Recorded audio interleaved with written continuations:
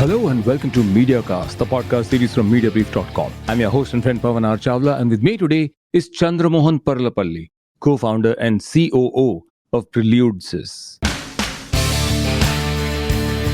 Chandramohan is also fondly addressed as PC by his friends, but I'll call him Chandramohan. Chandramohan, welcome to MediaCast. Hi, Pavan. Thanks for having me as part of your podcast. Thank you very much. And let's go from here. You're most welcome, Chandramohan, and thank you for being a part of MediaCast from Mediabrief.com. You've joined us all the way from Indianapolis, and virtually thank God for virtual connections. But thanks also to Sukhata Deshpande from Perfect Relations for having made this interaction possible. So, Chandramohan, before we start this conversation and get to the business end of it, I just want to quickly tell my people, my listeners, about Preludesys and about you. Preludesys, a certified great place to work, is a leading technology service provider specializing in digital transformation, enterprise application integration, and business process services. It was founded way back in 1998, and Preludesys is a CMMI Level 3 and ISO 9001-2008 certified organization with offices in Irvine, California, which is the global headquarters, Austin, Texas, Chicago, Illinois, Chennai, India, and Dubai, UAE. Chandramohan has been a key member of the Preludesys core team since 2003. Prior to that, he held diverse senior executive roles both in the US and India before he became COO of Preludesys. These include Enterprise Data Systems, American Stores, Farmers Insurance Group, and Ernst & Young. With more than 25 years of experience in the information technology service industry, Chandramohan drives Preludesys' growth through operational efficiency and people processes.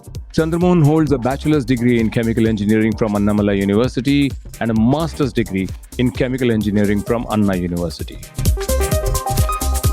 He's also a passionate long-distance runner. I asked him and he said he hadn't run today. But of course, he's a wonderful fitness enthusiast also.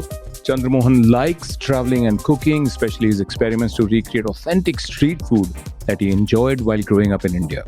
As part of giving back to the community, Chandramohan assists various charitable NGOs. He was born in India, in Chennai, and Chandramohan now lives in Carmel, Indianapolis. So that was my little introduction of you, Chandramohan. Let's get on quickly to the business end of this conversation. Okay. Thank you very much for the wonderful introduction, Pavan. So, Chandramohan, I think I'm going to open with asking you to tell us about Preludesys. What does it offer to its customers? Preludesys is an IT and IT-enabled services company. Like you mentioned, we are in the digital transformation phase. So, as part of the digital transformation, we kind of offer enterprise integration as a service. When I say enterprise integration, right? So, as the organizations grow, they kind of acquire a lot of software applications and then they don't talk to each other properly, basically. So there is a lot of work that needs to be done to move data from here, one application to another application and things like that. So we kind of specialize in the space to kind of come in and then integrate those applications so that the applications within an organization can seamlessly communicate with each other. That's one of the offerings that we have. Then data and analytics space, right? So right now, a lot of intelligence is required to make business decisions, basically. Okay. So a lot of data is available. So a lot of business have kind of collected data for like a few decades and all of that stuff. And also they want to make some decisions based on the history, based on what happened, the recent history, or even a little bit behind. Okay. So for that, the data and analytics is where we take all the data that is available and then we kind of analyze the data to give some intelligence so that either the executives can take some decisions or sometimes even, for example, in a retail space, right? The marketing manager who wants to order, say, for example, certain items based on the intelligence we provide using the data, so they can take a decision, hey, for this week, I need to order so many of X, basically, based on the data that we have given. So that kind of intelligence is provided. Okay. So in the data analytics space, we do dashboarding for the C-level executives so that the C-level executives know, hey, how are we performing on a day-to-day basis? and also to the floor level managers to kind of run their operations very smartly and efficient. So that's on the data analytics space. To run all of these, right, there are multiple tools that are there, and then we kind of have expertise in few of the tools that we kind of offer to our customers, and then we kind of offer solutions for them. Then when it comes to software as service, so cloud became big. When I say cloud, people used to have computer in their office, and then they used to kind of have software built and stored in their office basically, and then use them for their operations. Things have changed I would say few decades ago, where the applications need not be hosted in your office basically. You can host them elsewhere and then kind of use them across the globe if need be. So from that perspective, the companies like Salesforce, Microsoft, Oracle, all of them, right, they moved their on-prem applications, so-called on-prem applications, to cloud, whereas companies like Salesforce started in cloud itself. So when that happened, we were looking out how to, we need to service the customers. So customers need application maintenance and enhancement of these cloud applications. So that's where we kind of innovated and then came about a concept called software as a service, basically, which we also call it on-demand service model. Right. So, Chandramohan, what is the number of clients you have? Or before that, let's just go back to something, okay, which is, you started Preludesys in, I think, 1998, or the company came into being in 1998. And what has been the growth ever since? Just rattle off these 4 or 5 services that you just mentioned, 1, 2, 3, 4, 5, software as a service, etc., and then give us some information on how you've grown over these years. When we started off in 1998, and when it comes to growth, right, there are multiple ways to look at growth. One could be the headcount growth. One could be the growth on growth from the revenue perspective and all of that stuff. So we, from the headcount perspective, we are like almost 1,000 people company right now. Okay. So we have close to 200 people in US, and then roughly around 800 plus people in India. And we grow pretty fast during the first couple of, initially it was a headcount game basically when we started. So you need to have people to be in IT business. Then change from the headcount game to what should I call value game. So they would hire you if there is value or if there is a service that you're providing that is very, very close to what the customer wants. So we provided these services as part of the digital transformation space, data analytics, enterprise integration, and also software as a service. Lovely. So from the initial days till today, you've come up to about 1,000 headcount. What is the market share of Preludesys in its space, let's say in India? Who are your main competitors and how many clients do you have in India? Preludesys market share, right? When we talk about market share, we are a small to medium enterprise basically. We have a very small piece of the $3 trillion IT services industry that India has. So, but again, we have been growing consistently. That's more consistent, and then that's what we are actually focusing on growth. And whatever has happened in the last few years, we see that we will grow at a pace of at least 30-35% year on year in the next 3 to 5 years. So that's a point that I would like to mention here. Who are your main competitors in India? So main competitors in India. So we kind of go head on head with all sizes of the companies based on what we provide. So in the places where we provide value services, for example, for Salesforce and Dynamics, where we provide on-demand services or software as service, there we kind of go toe-to-toe with large enterprises as well. And when it comes to like, say, regular application development services, if you're offering there, we kind of go toe-to-toe with the medium-sized enterprises. Okay. So the competition is from medium, it's the whole spectrum is our competition, depending upon what we are offering to what prospect, basically. So that's how I would like to say, define the competition. Sure. Tell me, how many clients do you have today? And of those, how many are in India? Which are some marquee clients you'd like to mention? And, what is the attrition rate of clients? Customer count wise, we should have at least 250 plus customers, basically. Lovely. I cannot mention the customer names because I need to get their permission to do that. Okay. That's our contract. Sure. And out of which, if you want to know the large enterprises, right, we have, I would say 15% of our customer base should be like large enterprises.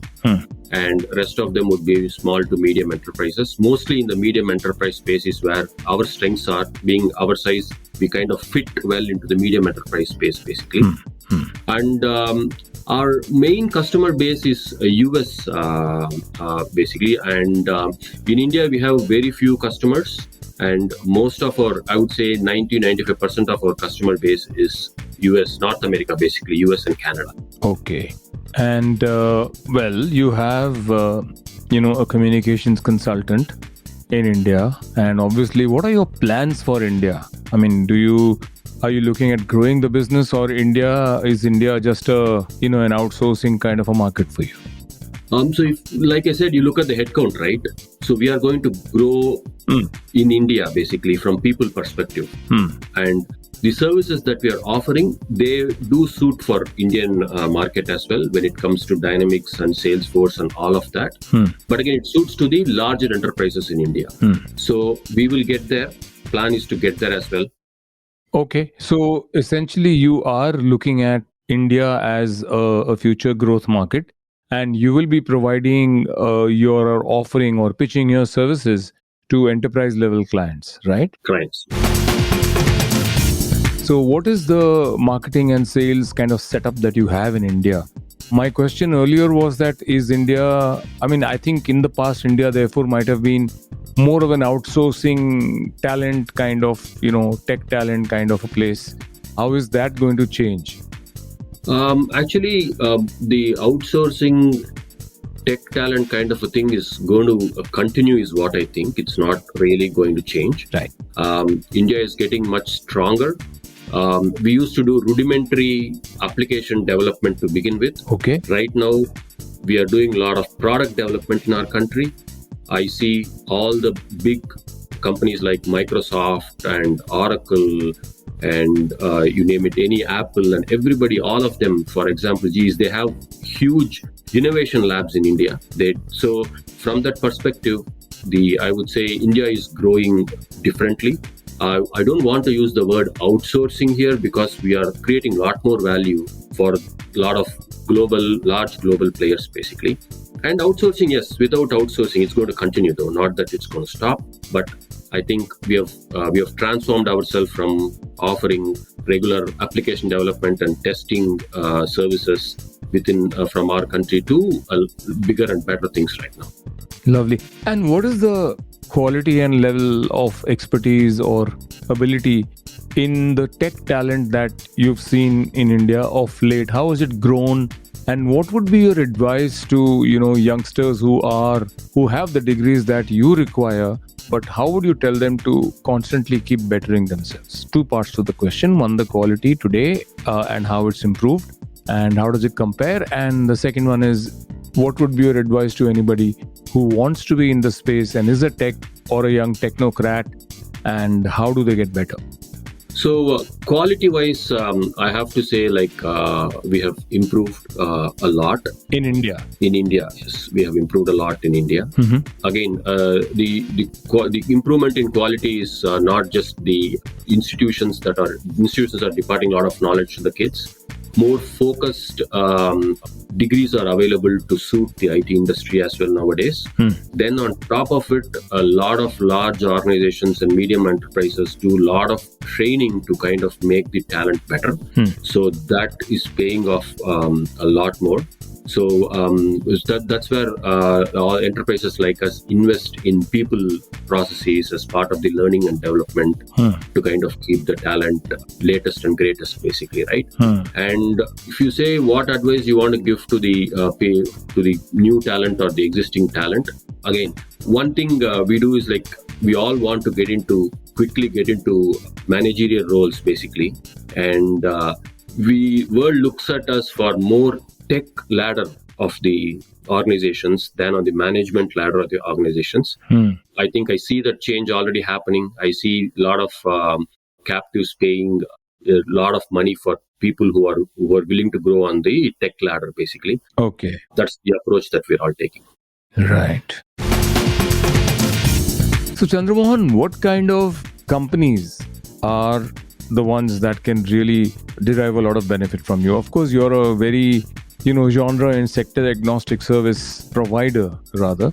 But if you look at the media, entertainment, broadcasting, agency, marketing, and, digital and outdoor kind of spaces or companies in India, how would they benefit from what you provide? I think, Pavan, we are like a very, like you said, vertical agnostic, basically. So Sure. we are more a horizontal based company. So we provide technical solutions. And since we are in the space of CRM, customer relationship management, Salesforce, and all of that stuff, so more on the sales and marketing side, which kind of applies across the board for all industries. Sure. So I don't want to say that we are kind of suited for a certain sector as such, basically. So we are more of a horizontal based company. In India, if you can't name the companies, at least tell me which are the most common or popular sectors or subsectors that your clients are from. We automotive industry, Mm-hmm. a little bit in the automotive industry, then a little bit in the government sector, or two spaces that I can talk about, basically. Okay. All right. Can you help me with, one or two case studies of the kind of services that you've provided and how they've helped really turn around a company, brought in amazing efficiencies and, because, I imagine that on a shop floor, of course, your intelligence is going to be really virtually live minute by minute, so that, the least amount of inventories have to be stored and money, that much less money is blocked. And there is so much more in the kind of benefits that you will bring in, whether they're on processes or on security and systems, and therefore output and efficiencies across the board. So give me a couple of case studies, one or two, of the positive effect that your services from Preludesys have had for your clients. From the data analytics space, specifically in one of the retail sector / food industry, I would say, they had a lot of data sitting in multiple data sources, and then they were kind of doing a lot of reporting in multiple places, basically. So when we got in there, what we did is, like, with our integration expertise, we brought the data together. We kind of brought the data together and then used our data expertise to kind of put it all in a certain shape, and then kind of created reports that really help the organizations to help that particular organization to efficiently manage their inventory, basically, at a certain level. So that's one of the things that we did. And then the efficiencies were really high, and then we were appreciated for that by the customer as well. So any before and after percentage improvement? We did not talk about any percentage improvement as such before and after, but I think the time that took to kind of get that information reduced significantly. So if they were taking, say, like 72 hours to kind of put all the data together, with the integration and the data service that we put together, it was almost real time, basically. So data was getting moving from place to place, and then it was sitting in the main reporting database by end of the day, and then the reports were there for the executives the next day to make some decisions. So more than percentage, it is the time is what we kind of saved there, basically. Okay, let's talk about the pandemic. It's the oldest question in the world now, even though it's only 2 years that the pandemic has been with us since. What were the challenges you faced during the pandemic? How did Preludesys perform in those 2 years internationally, in India? How did you look after your employees and your clients? Did you grow? What was it all? Just talk to me. Tell me about the pandemic and how it impacted you all and how you all faced up to it. Where are you bound now? Pandemic had pluses and minuses for us. I'll start with that. It was sudden. We all had to go back home from office and then start working. Took us a little bit to kind of figure things out, and we figured out pretty quick. So that kind of gave us a lot of confidence about the leadership that we had, the people we had, the technology we were using, and all of that. So that gave us a lot more positive feel, basically, even though we were sitting in the pandemic period. Then, unknowingly, we were also starting off a couple of business units during the same time. Which ones? The Dynamics business unit, and also the pieces of data and analytics as well. So it was early part of 2020, end of 2020. So again, we did not stop anything. We were able to do what we wanted to do. We kind of did a lot of hiring basically to kind of build those two practices. So headcount wise, we grew during pandemic. So in the whole landscape of things, I would say there were teams that worked without any productivity loss. There were teams which could not work with 100% productivity. So there is no saying no to that. So we constantly were figuring ways to make them productive. And I think we have come a long way. I would say the pandemic has helped us to kind of create a balance. And then we are at a point where we are doing hybrid working, where people come to office 2 days a week and rest from home. So that's going to be we're going to continue that, I think, for some more time. And we have figured out to basically run our businesses like that. By how much did your business grow or degrow during the pandemic? There was no degrowth at all, Pavan. So business grew, I would say, at least 20-25% during the pandemic period. And headcount-wise, we grew 30-35%. Okay. A reason for that is because we're investing in new practices, like I was telling, and that needed new talent to be hired, basically. So nobody actually lost a job at Preludesys? Nobody lost a job at Preludesys during pandemic, basically. Lovely, lovely. That's wonderful. What do you do on CSR, by the way? Do you do something at all? Me individually, I do some things. As an organization also, we do a few things. And we are tied up with a couple of NGOs, basically. And then we kind of help their projects, basically. But they're all project-based. We don't do a continuous engagement with any of the NGOs. You enable NGOs to get digitally sort of more efficient and work better. More rudimentary, Pavan, more on education, more on... Okay. More on, I would say, education is one space where I think we have kind of done our help basically. What do you mean by education? Tell me a little more. What kind of stuff? In one of the cases, a few years back, we kind of funded to build a school for an NGO.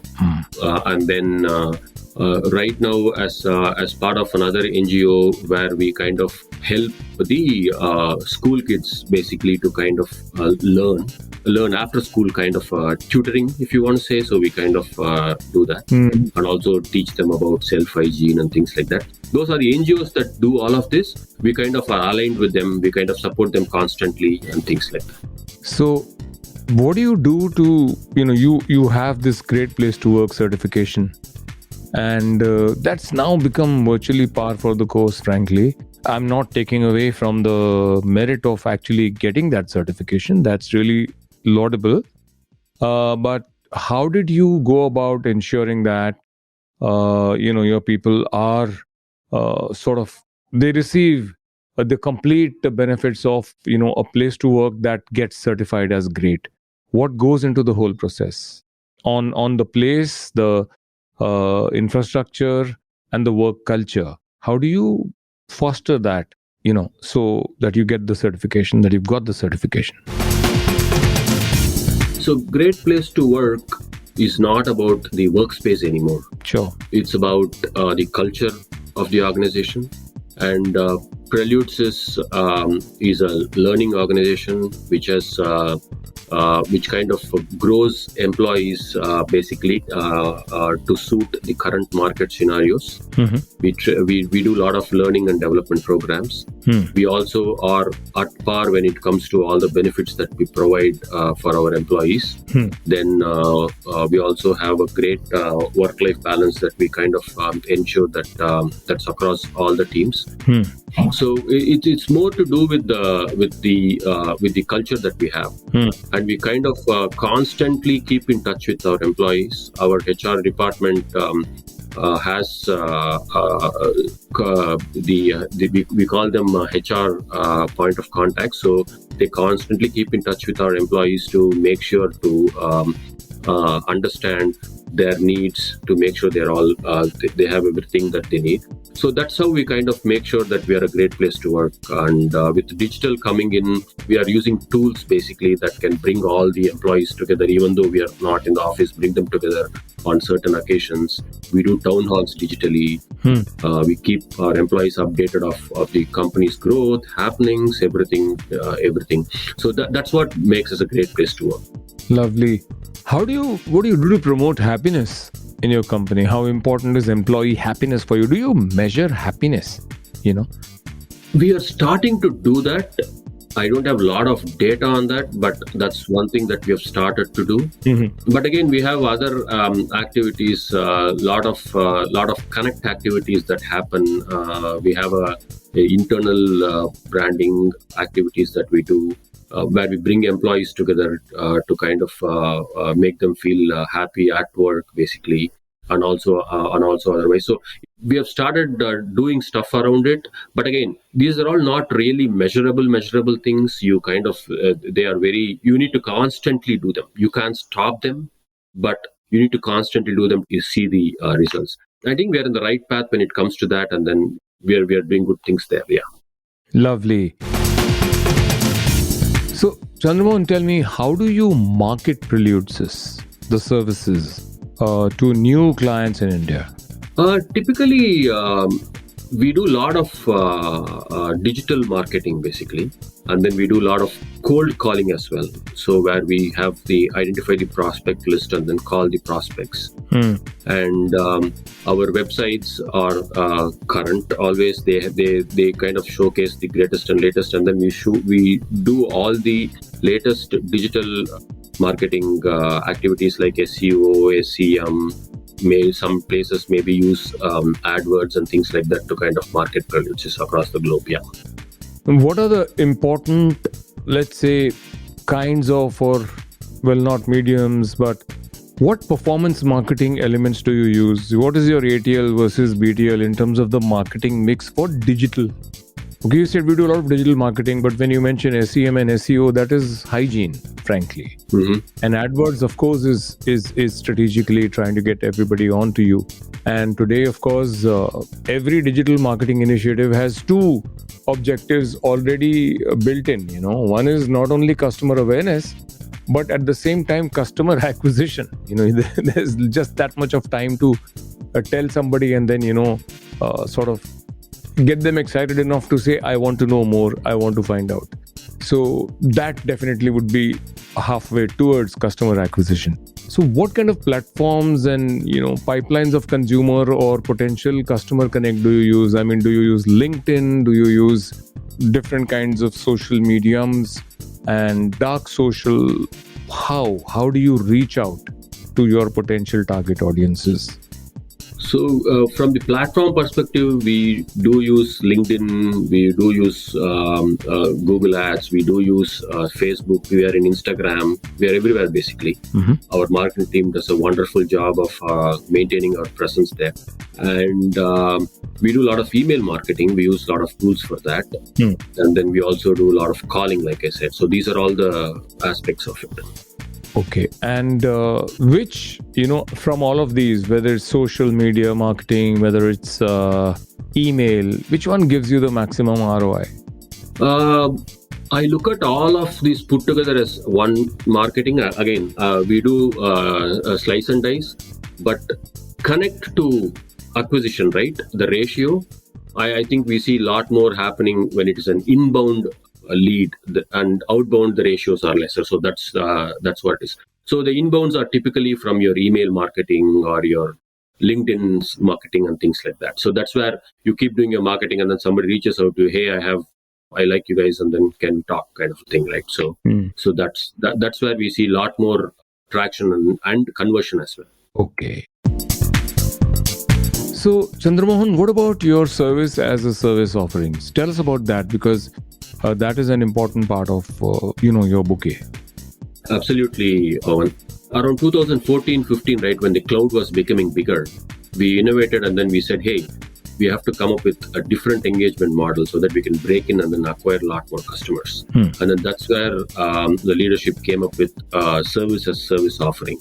We offered that in the name of Demand Blue. Okay. And looking at its success and the kind of welcome we got in the space, back in 2020, we again started another offering in the name of Demand Dynamics for Dynamics 365 customers.